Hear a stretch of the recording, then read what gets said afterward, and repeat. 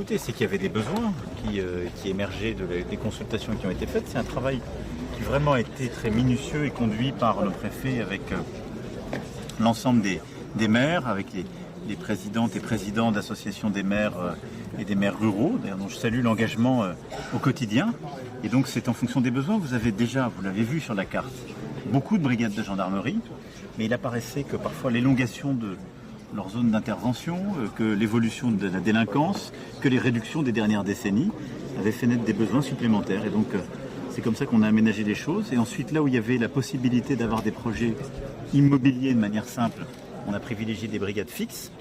Là où c'était plus difficile, on a mis en place ce qu'on appelle des brigades mobiles. C'est montrer que l'État est là, n'oublie pas des territoires qui peuvent se sentir déconnectés, délaissés. C'est d'abord qu'il y a partout ce sentiment qu'il faut être délaissé parce que les choses bougent, qu'il y a beaucoup de changements, que tout ça crée de l'inquiétude.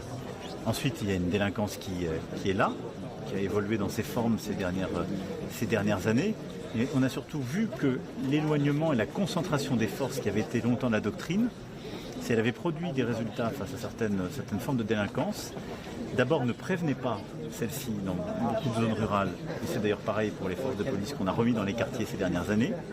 Je rappelle, on fait 238 brigades de gendarmerie, mais on a mis des centaines de policiers nouveaux dans les grandes métropoles. À Marseille, on en a mis 300. Et je veux le dire ici aussi parce que c'est un complément et nos magistrats étaient à nos côtés, on a augmenté de 50% le budget de la justice, en mettant aussi plusieurs centaines de magistrats et de greffiers sur le terrain. C'est un tout. Donc il fallait assumer le fait qu'il faut beaucoup plus de moyens pour traiter l'évolution de la délinquance, qu'il s'agisse des violences intrafamiliales, qui ont connu une très grande hausse, parce que la parole s'est libérée, et c'est un phénomène très important et heureux pour notre société, même si on parle de situations terribles, mais maintenant on dénonce, on en parle et on le règle, et qu'il y a le sujet des stupéfiants qui a pris beaucoup d'ampleur. Est-ce qu'on peut voir dans cette annonce aussi une forme de réponse aux émeutes? Vous parliez de l'ordre, le 24 juillet. Est-ce que cette annonce est liée aussi à ce qui s'est passé C'est une annonce, vous savez, on pourra revenir et on y reviendra dans les semaines qui viennent sur les émeutes. Elles ont été conçues avant le principe de ces brigades, donc elles se déploient après, elles contribueront à y répondre. Vous savez, ces émeutes sont intervenues, je dirais que la première réponse, elle a été donnée claire et fort par nos forces de sécurité, notre justice. Ça s'est stoppé en quelques jours parce que vous avez eu 45 000 forces de sécurité intérieure, ce qui était inédit sur le terrain. Vous avez eu des milliers d'interpellations, 4 000, et que vous avez eu plus de 1000 comparutions immédiates. Donc la République a été forte, c'est pour ça que ça s'est arrêté. Ensuite, il faut en effet consolider la réponse régalienne dans la durée. Ces brigades y contribuent. Mais c'est derrière un problème qui est beaucoup plus compliqué. Tout le monde l'a dit, les gens qui se sont penchés sur ces émeutes. C'est des gens très jeunes. C'est le problème de l'autorité à l'école. Ce qu'on fait depuis la rentrée va dans ce sens.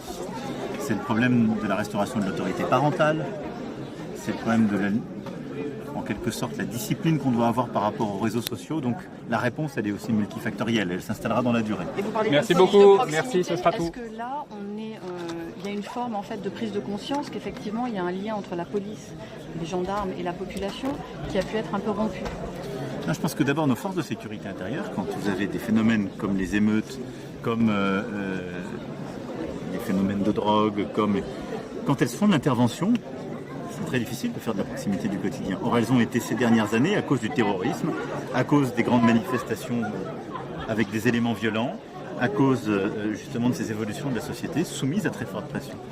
Par contre, ce qui est clair, et ça, j'ai eu cette conviction dès 2017, c'est qu'on doit remettre de la présence sur le terrain.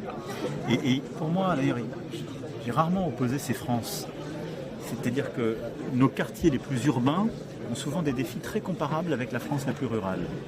Ils ont besoin de plus de relations au service, au public et à l'État, de remettre et de consolider nos écoles, de remettre de la santé. Nos déserts médicaux sont autant dans la France très rurale que dans les quartiers politiques de la ville.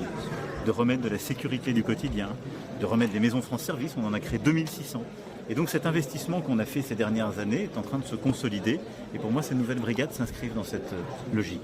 Merci beaucoup, merci, ce sera tout. Merci. Nouvelles brigades et singulièrement aussi des zones de force du Rassemblement national. Est-ce que implanter des nouvelles brigades, montrer que les gendarmes sont là, est une réponse et un antidote peut-être pour le Rassemblement national dans le futur? Je pense que c'est surtout une réponse à l'insécurité, au phénomène qu'il y a, et c'est comme ça que je regarde les choses.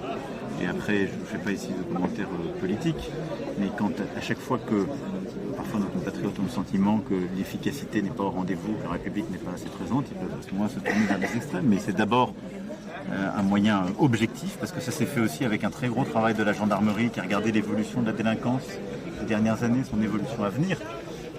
Ce sont des besoins. C'est donc un critère d'objectivité et de dialogue très local qui s'est fait.